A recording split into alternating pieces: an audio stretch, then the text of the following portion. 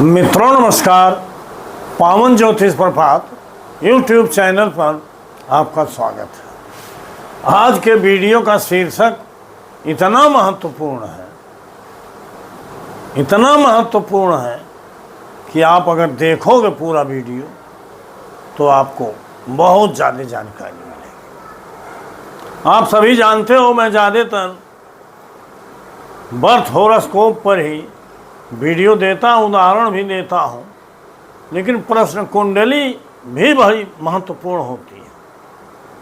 बहुत से ऐसे सवाल हैं जिनका जवाब आप प्रश्न कुंडली से दे सकते हो, जन्म कुंडली से नहीं दे सकते। तो आज हम प्रश्न कुंडली द्वारा एक ऐसे प्रश्न का जवाब बताने जा रहे हैं, और कई बार हमने बताया भी है कि जहाँ केवल प्रश्न कुंडली की ज़रूरत है, जन्म कुंडली से वो बात क्लियर नहीं होती है। आज का शीर्षक है घर छोड़कर चला गया परिवार का सदस्य क्या वापस लौटेगा, कब? Will a family member who has left home return when? जी हाँ मित्रों, बहुत से घरों में, हमारे घर के, आपके घर के, सबके घर का सवाल है। अधिकतर लोग घर छोड़ के चले जाते हैं, परिजन तलाशते हैं, थक जाते हैं, कुछ पता नहीं चलता। लेकिन ऐसा सवाल जब हमारे पास आता है या ज्योतिषी के पास आता है, तब आप जो परिवार का सदस्य है उसकी जन्म कुंडली मांगिए, वो भी नहीं मिलती है। अगर मांगेंगे भी तो सटीक उत्तर संभावित नहीं है। ऐसे सवालों का जवाब, मतलब परिवार के मेंबर की बात कर रहा हूँ, आपका भाई है, पति है, माता है, पिता है, या परिवार से रिलेटेड जो भी मेंबर है, वो घर छोड़ के चला गया, संतान है, तो वापस लौटेगा या नहीं, और कब? अगर लौटेगा तो कब? इसका जवाब सब लोग जानना चाहते हैं, समाधान जानना चाहते हैं। बहुत ही सटीक, अकाट, अनुभव सिद्ध तरीका बता रहा हूँ। इसको जानना आपके लिए बड़ा ज़रूरी है। अगर आप एक ज्योतिष के विद्यार्थी हो, ज्योतिष के वीडियो के दर्शक हो, ज्योतिष में आपका विश्वास है, तो निश्चित रूप से आपके लिए बहुत लाभकारी है। आगे बढ़ने से पहले आपसे अनुरोध है कि अगर मेरे चैनल को अब तक सब्सक्राइब नहीं किया है तो नीचे का सब्सक्राइब बटन पुश करके घंटी बजाइए और आल के बटन पर क्लिक कर दीजिए। हाइप का निशान है तो हाइप करिए। वीडियो अगर पसंद आवे तो लाइक करिए, अधिकतम मित्रों को शेयर करिए, और एक प्यारा सा कमेंट दीजिए, उसका जवाब मैं ज़रूर देता हूँ। वीडियो को स्किप करके मत भगाइए, पूरा वीडियो देखिए, तभी आपको उसका लाभ मिलेगा। आइए आगे बढ़ते। आज हमने न किसी जातक को दिया, न परीक्षक को दिया, और न कोई बर्थ डिटेल रखा। सीधे हम सवाल दिए हैं, शीर्षक दिए हैं, और इस पर आइए। अगर ऐसा सवाल है तो ये तो हमने लग्न चार्ट और कस्प चार्ट जो रेगुलर हम देते हैं, नेचुरल कुंडली, कुदरती कुंडली जिसको आप कह सकते हैं, वही दिया। अब ये घर का मेंबर, मान लीजिए किसी का लड़का या लड़की संतान चला गया है, छोड़ गायब हो गया, यह लौटेगा या नहीं, और लौटेगा तो कब? यही स्थिति अन्य मेंबर की भी होती है। तो हम एक संतान की बात पकड़ लेते। जैसे ये कुंडली चार्ट है, संतान पक्ष यहाँ है, और इसमें सिंह राशि है, ये आप देख रहे हो। अब करना है आपको क्या है कि जो सवाल कर रहा है उस जातक से, उस परीक्षक से, वो परीक्षक होता है, उससे कहिए कि ईश्वर का नाम लेके 1 से लेकर 249 तक कोई संख्या बोलो, सवाल को मन में बैठा के देखिए। जो भी संख्या बोली जाती है ये हवा हवाई नहीं होती है, बल्कि हर घटना ये प्रकृति प्रेरित होती है। जीवन की कोई भी घटना, चाहे कोई सवाल करे या सवाल पूछे या सवाल दे, या एक पत्ता भी अगर हिलता है तो सब पूर्व नियोजित है। इसको बार बार हमने बताया, सब प्री प्लान्ड है। इस नाते वो जो भी संख्या बोलेगा उत्तर वही दे रहा है, और संख्या देख करके, क्योंकि संख्या वो दे रहा है तो उत्तर तो उसी के पास है, लेकिन उसको पता नहीं है, अननोन है, वो ज्योतिष नहीं जानता। संख्या देख करके आप उस संख्या पर कुंडली बनाइए। 1 से लेकर 249 तक कोई संख्या वो देगा। मान लीजिए उसने 15 संख्या दिया, तो 15 पर जो कुंडली बनेगी 22 संख्या तक वो मेष लग्न की। मान लीजिए यही कुंडली बन गई मेष लग्न। अब यहाँ हम इस कुंडली में देखेंगे, ये प्रश्न कुंडली है, किसकी बात वो कर रहा है? पंचम की बात, संतान पक्ष की। और आप ये भी जानते हो कि लाभ भाव जो है, आय भाव, ये 11वां भाव, हर कार्य में इच्छा पूरक होता है। अब इसको हम देखेंगे कैसे कि लाभ भाव का उपनक्षत्र स्वामी, देखिए जो संख्या बोलेगा उस संख्या पर अपने सिस्टम में डाल के आप कुंडली बनाओगे, तो जैसे जन्म कुंडली बनती है वैसे प्रश्न कुंडली तैयार हो जाएगा। उसमें कस्पल सिग्निफिकेटर्स आएंगे, प्लेनेट सिग्निफिकेटर आएंगे, लग्न चार्ट आएगा, कस्प चार्ट आएगा, ग्रह स्पष्ट आएगा, हूबहू ऐसे।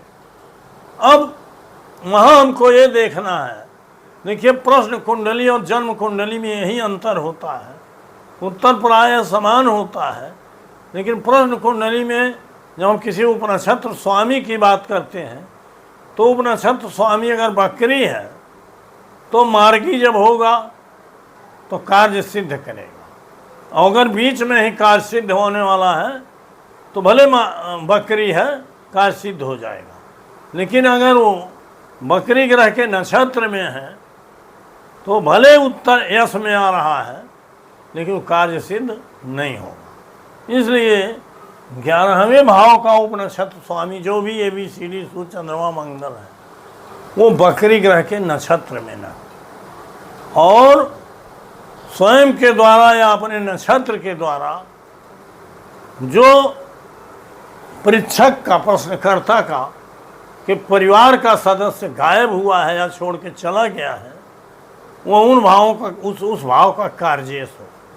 जैसे एकादश भाव का उपनक्षत्र स्वामी अगर स्वयं के द्वारा या अपने नक्षत्र के द्वारा 5वां भाव दिखा रहा है, 5वां भाव दिखा रहा है, तो आप सीधे कह दीजिए हाँ आपका संतान वापस आएगा। क्योंकि प्रकृति की ऐसी प्रेरणा है कि जो सवाल उसने बोला है वो पॉजिटिव है। ये प्रकृति कह रही है, नेचर कह रहा है, प्रारब्ध कह रहा है, भाग्य कह रहा है, उसका लक कह रहा है, या ईश्वर कह रहा है, भगवान कह रहा है कि वो वापस आएगा। और अगर एकादश भाव का, 11वें भाव का यही उपनिषद स्वामी अपने सिग्निफिकेटर के माध्यम से 5वां भाव नहीं बता रहा है तो सीधे कह दीजिए कि वापस नहीं आएगा, मतलब कुछ घटना का भी शिकार हो गया। अब मान लीजिए उत्तर पॉजिटिव आया कि 5वें को बता रहा है, तो कब वापस आएगा ये भी सवाल आता है। तो उसके लिए यहाँ इसको देखा जाएगा। प्रश्न कुंडली आप तैयार करते हो तो किसी ग्रह की दशा अंतरदशा चलती है, तो दशा अंतरदशा पे देखिए, और ये 2, 4, 11 जो संतान पक्ष है इससे द्वितीय, चौथा और 11वां, जिस दशा अंतर दशा में वो ग्रह इन भावों का कार्जेश होगा तब वह व्यक्ति या जातक लौटेगा। जैसे 5वां संतान है तो इसका द्वितीय भाव 6वां हुआ और चौथा भाव 8वां हुआ और 5वें से 11वां भाव तीसरा हुआ, अर्थात 3, 6 और 8, अर्थात 3, 6 और 8 भावों के कार्जेश ग्रहों की दशा में जो ग्रह जिसकी दशा अंतर या प्रत्यंतर आएगा, आ रहा है, उसमें वो ग्रह अपने और अपने नक्षत्र के द्वारा, मेनली नक्षत्र के द्वारा हमने बार बार बताया है, 6, 8 और 3 बता रहा है, मतलब 2, 4 और 11 जो भाव आपका गायब है, जो मेंबर, उससे 2, 4 और 11, तो उसी समय में वो घर लौटेगा। दोनों सवाल का उत्तर हो गया। अगर एक आदर्श भाव का उपनक्षत्र स्वामी पंचम भाव का कार्जेश है और मार्गी ग्रह के नक्षत्र में, तो उत्तर हुआ वापस आएगा। कौन वापस आएगा? क्योंकि वो 5वें भाव का सिग्निफिकेटर है इसका पंचम भाव। कब आएगा? पंचम भाव से 2, 4 और 11 भावों का, मतलब 2, 4, 2, 8 नहीं, पंचम भाव से द्वितीय माने 6वां और 8वां और 11वां माने तीसरा, 6, 8 और 3 जो ग्रह प्रश्न कुंडली में 6, 8 और 3 इन भावों का कार्जेश होगा, उसके दशांतर दशा में वो व्यक्ति या खोया हुआ, गया हुआ आदमी वापस आएगा। नो डाउट, निश्चित रूप से ऐसे ही उत्तर दिया जाता है। इसका दूसरा भी तरीका है। अगर इस तरीके से आपने बताया और कहीं नहीं सेट हो रहा है तो दूसरे तरीके से देख सकते हो।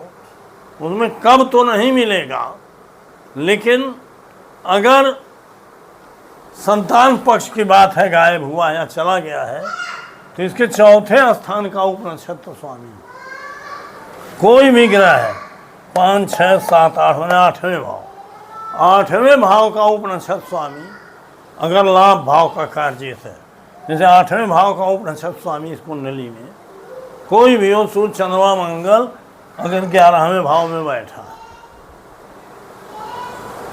तो इसका सीधा मतलब हो गया कि वो व्यक्ति वापस आएगा, क्योंकि 5वें का चौथा ये है, 8वां भाव, और 8वां भाव माने घर पे वापस आने वाला व्यक्ति, यहाँ का उपनक्षत्र स्वामी जब 11वें भाव में बैठा है या 11वें भाव में उसकी राशि है, तो ये क्लियर हो गया कि वो वापस आएगा। लेकिन इसमें आप कालखंड नहीं बता सकते। इसमें आप बताओगे कि अगर ये 8वें भाव का उपनक्षत्र स्वामी जो संतान पक्ष से चौथा भाव है वो 11वें भाव में बैठा है, तो चर राशि में है, तो शीघ्र है, चर माने शीघ्र, स्थिर राशि में है, ये कोई भी हो सकता है, सूर्य, चंद्रमा, मंगल, चर स्थिर द्वि स्वभाव आप जानते हैं। तो स्थिर राशि में है तो विलंब से आएगा, और द्वि स्वभाव राशि में है तो उम्मीद से अधिक समय लगेगा। आप इतना बता सकते हो कि दशांतर दशा का कालखंड बताने के लिए पहला नियम बताया हूँ कि अगर एकादश भाव का उपनक्षत्र स्वामी पंचम भाव का कार्जेश है तो व्यक्ति वापस आएगा। कब आएगा? पंचम भाव से 2, 4, 11 अर्थात 6वां, 8वां और तीसरे भाव का जो ग्रह कार्जेश होगा उसकी दशा अंतर दशा में वापस आए। ये बहुत सटीक जवाब है। लेकिन अगर मान लीजिए नहीं है 11वें का, नहीं है 11वें का उपनक्षत्र स्वामी पंचम का कार्जेश, तो आप इस तरह से भी देखिए कि पंचम भाव के चौथे स्थान में 8वां भाव का उपनक्षत्र स्वामी अगर 11वें भाव का कार्य है इस कुंडली में, तब भी मैंने 11वें में बैठा है या 11वें में उसकी राशि है, मतलब मेनली 11वें में बैठा है, राशि वगैरह नहीं। मैं थोड़ा शायरी कर रहा था।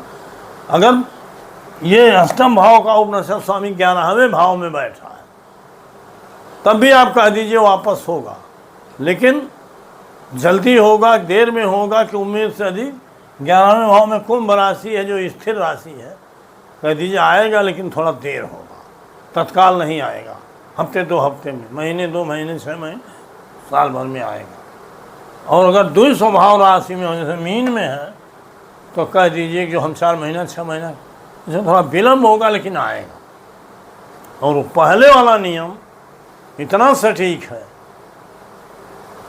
कि आप उसके आधार पर तत्काल बता सकते हो कि गायब हुआ व्यक्ति वापस आएगा कि नहीं। अगर